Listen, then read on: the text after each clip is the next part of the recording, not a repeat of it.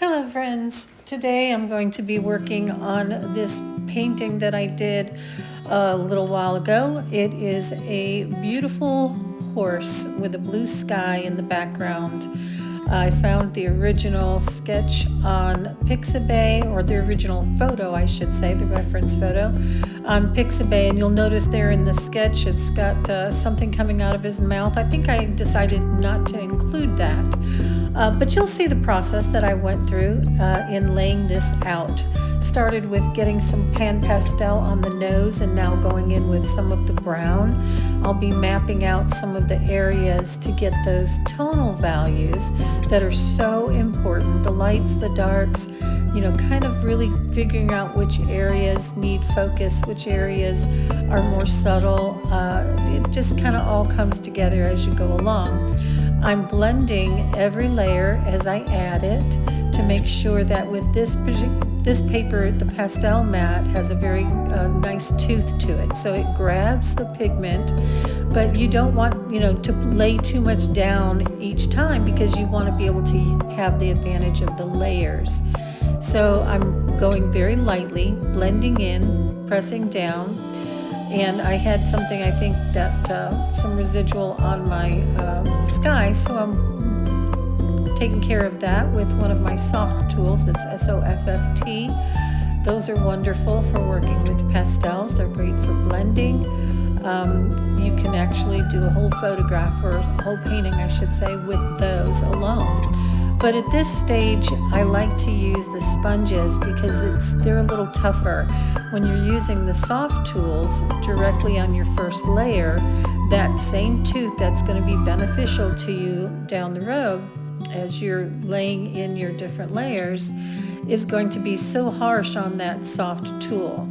And they're, you want to kind of take care of them, so you do use them very lightly, laying the pigment down, but preferably at a layer stage after this underpainting is present. So it's kind of got a little bit less of an edge to it than what that sanded surface feels like otherwise.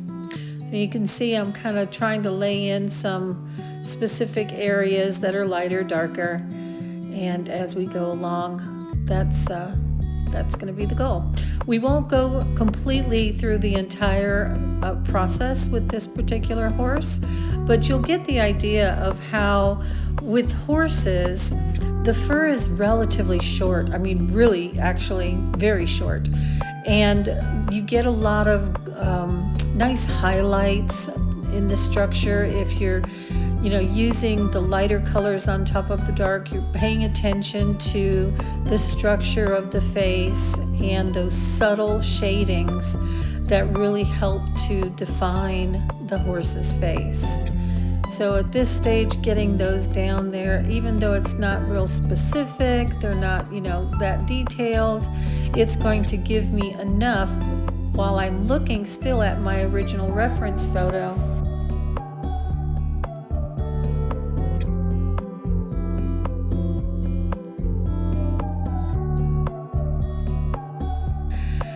But at this stage, when you're putting in your underpainting, you don't have to be very precise. You don't want to go crazy, but you really can be relatively loose with it. You see the angles I'm using and the edges and everything. They're not as precise as they will be once I go in with the pencils. The pastel pencils I use typically are the Faber-Castell Pitt Pastels, and then I'm using the PanPastel for this part, and those can be mixed so easily, just like you would mix paint. So I've done that with some of this already. And then also I'll be using some of the Stabile CarbOthello. All of the supplies will be in the description. But the Stabile CarbOthello pencils, I use those as well. In addition to that, I'm using Kalour, which is a much less expensive than what you would normally. I wouldn't recommend that as a starter, but if you're just wanting to see, what different colors are available, it would be a cheap option. They're harder, so when I want fine lines, that's what I go to. That, or if I'm really cannot find a color in what I have in a pencil, and I know I've got one in the Kalour, because they are that inexpensive that I, can justify them very easily. So here we're getting those dark areas. I'm paying attention to where those highlights are going to be. And you'll notice in the sketch I've got quite a bit of detail on the body itself, and that's because of the glow in different areas. I love that about horses, and whether it be sketching or painting with watercolor or colored pencils, and now with pastel. All right, we'll move down into this area of the body. You'll see some darkness at the very back. Those highlighted areas, like I said, I've got those mapped out in my sketch, just to try to really capture all of that glossiness in his hair. That's just so beautiful in my eyes. You'll notice the different colors that are there as well.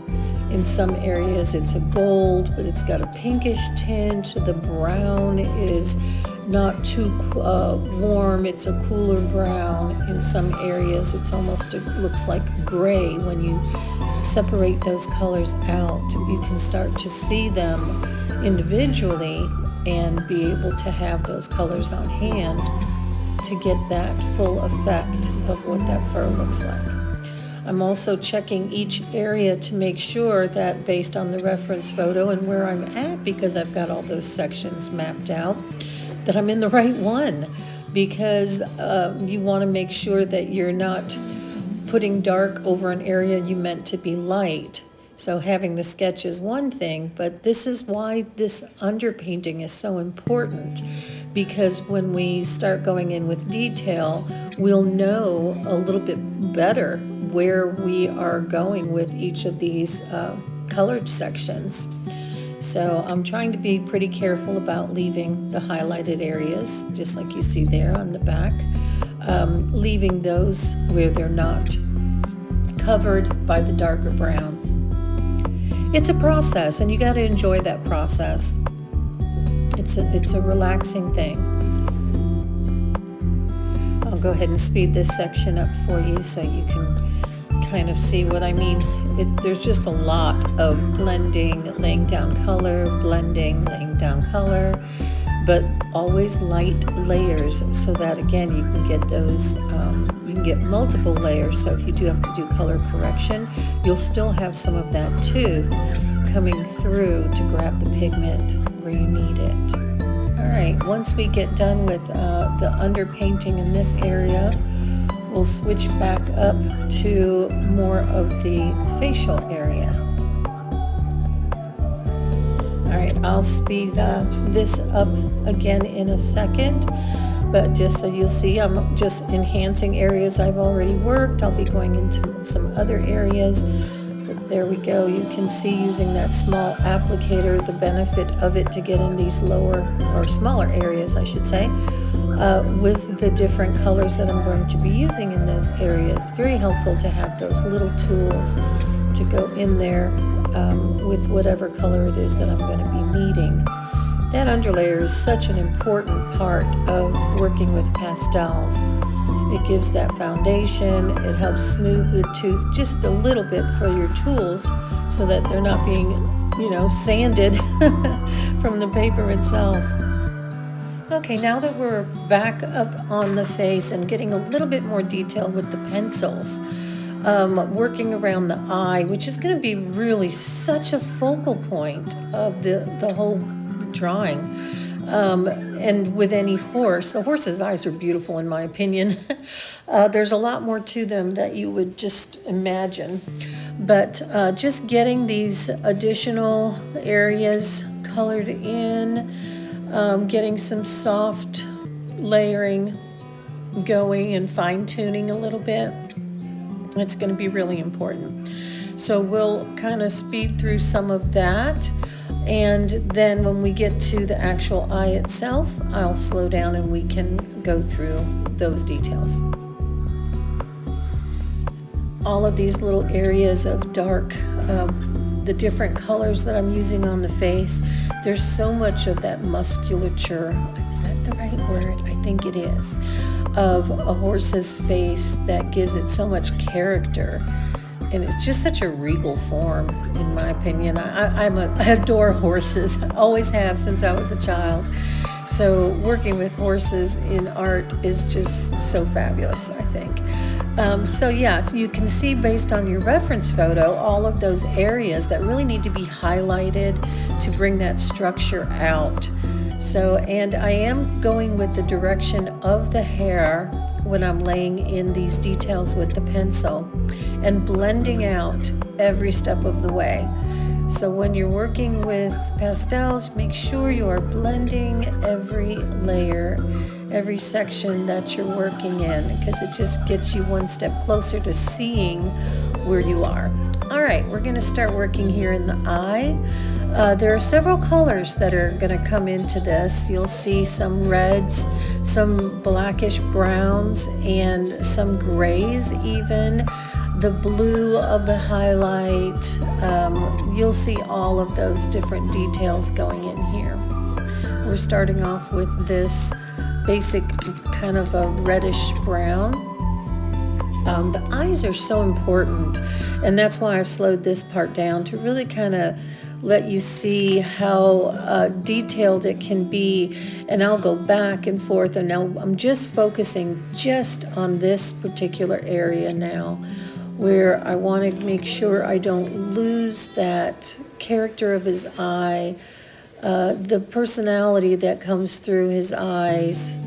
It's just real important to get all those subtleties in there.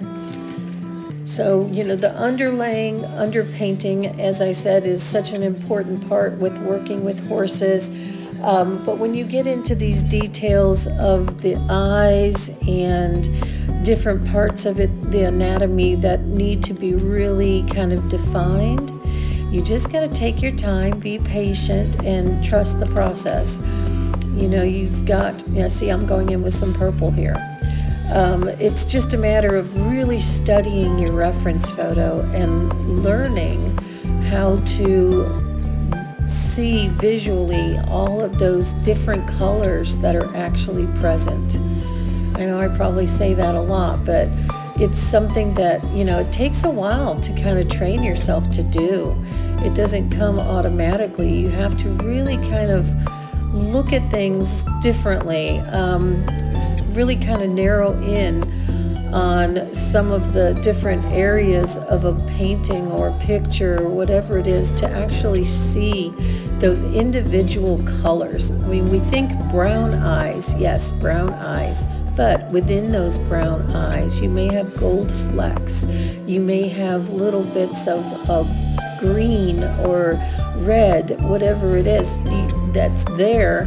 It just takes some time to really kind of train yourself to look for that, and then to see it, and then to translate that onto your paper or your canvas, whatever you're working with.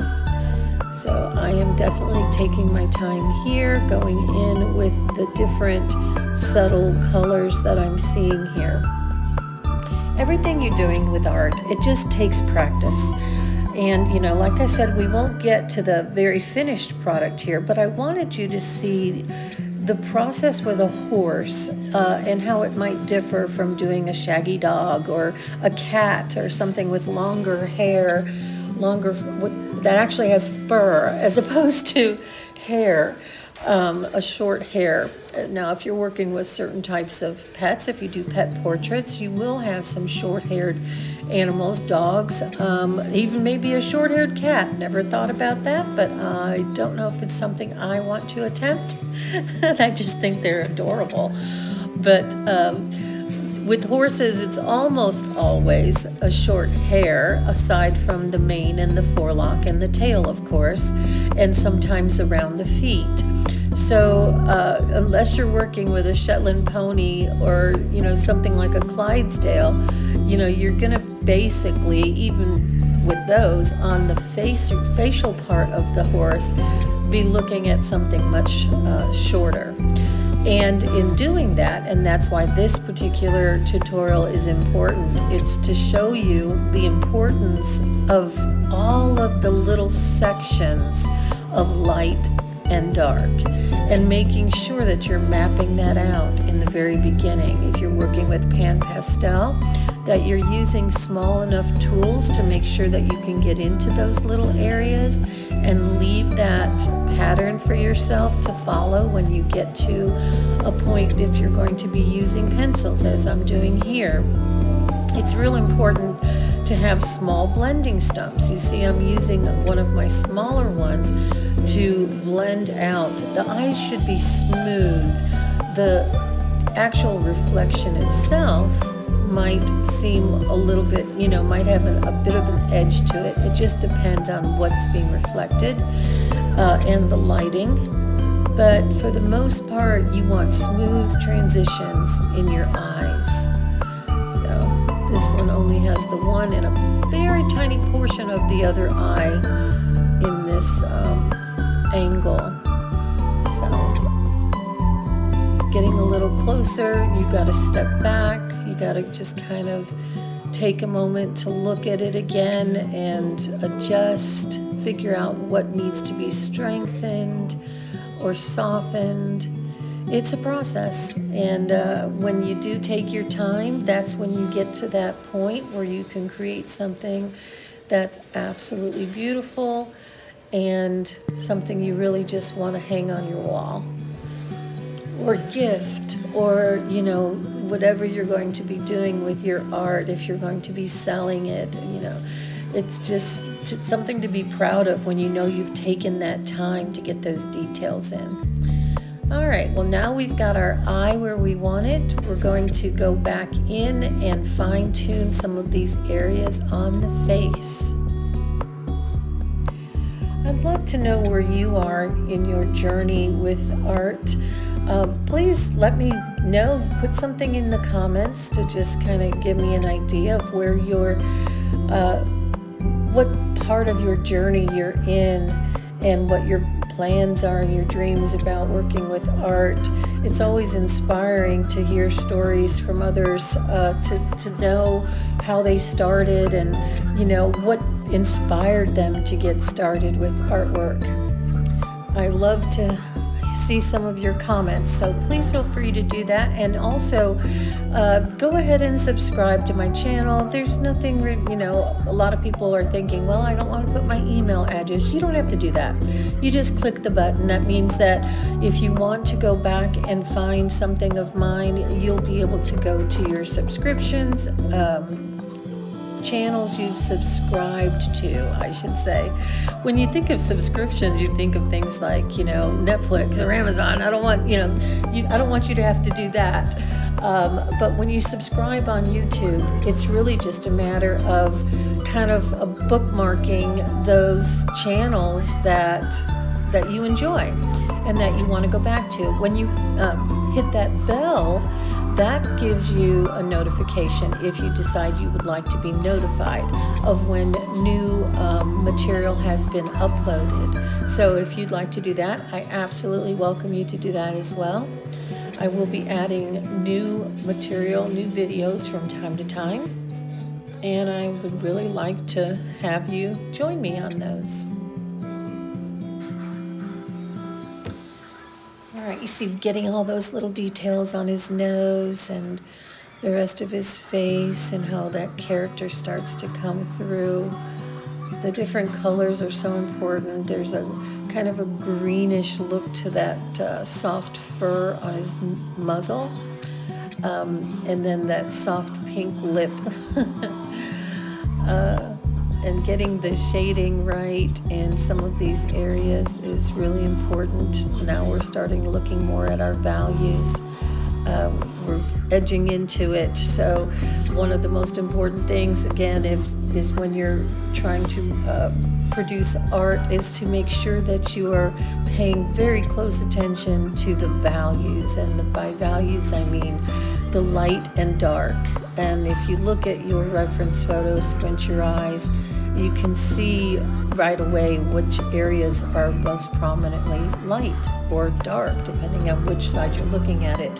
Printing off your reference photo in black and white can really be helpful in helping you identify those areas and their relationship to one another, how dark to how light, the contrast. All of those things come into play to building realism and to providing a very comfortable view for the person who's viewing your art. When something seems off, it's like, I'm very bad OCD. I have to have things lined up, leveled, whatever it is. It's kind of funny. But when something's off, I sense it, and it drives me crazy until I figure out what it is. And it's the same with art. You can have something that you've painted or drawn, and you can look at it and it looks great, but something's just not right. Sometimes it's just a matter of stepping away. You step away for a little while, come back to it, and oh wow, I didn't even notice that before. But I really hope that you've enjoyed this. We are at the end of the tutorial. I want you to see what the end product is after getting all of our additional shading in. Thank you so much for watching. Let me know what you think in the comments. Have a great day.